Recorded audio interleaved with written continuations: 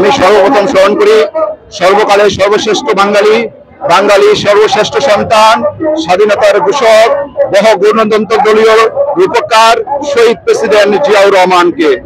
আমি স্মরণ করি 1971 সালে এই দেশকে স্বাধীন করার জন্য যারা শহীদ হয়েছেন সেসব শহীদদেরকে আজকে আমি এই দিনে স্মরণ করি।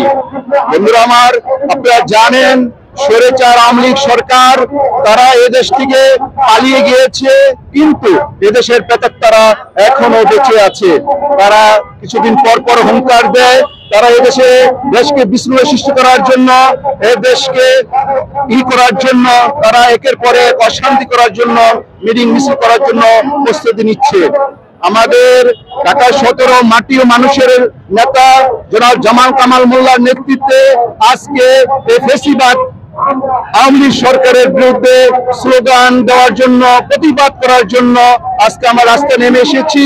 আমাদের জামান ভাইয়ের নেতৃত্বে আমরা আজকে একটি র্যালি করব, সন্ত্রাস বিরোধী র্যালি করব ইনশাআল্লাহ।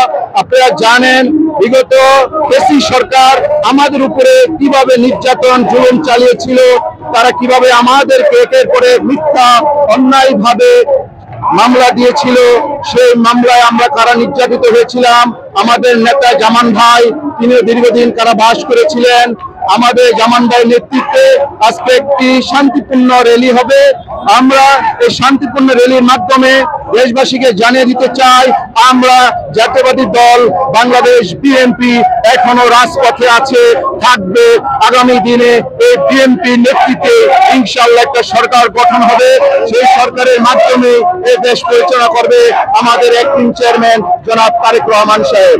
আমাদের তারেক রহমান সাহেব একটি কথা বলেছেন, আমরা ভোট দিব ধানের শীষে, দেশ গড়ব মিলেমিশে। এই হুঙ্কার এই নিয়ে আমরা এগিয়ে চাই।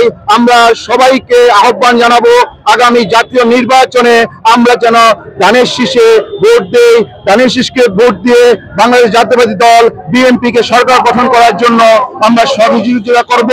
এবং আমাদের অ্যাক্টিং চেয়ারম্যান জনাব তারেক রহমান বলেছেন, আমরা যদি আগামীতে সরকার গঠন করি তাহলে বাংলাদেশের প্রতিটি মানুষকে নিয়ে আমরা সরকার পরিচালনা করবো ইনশাআল্লাহ।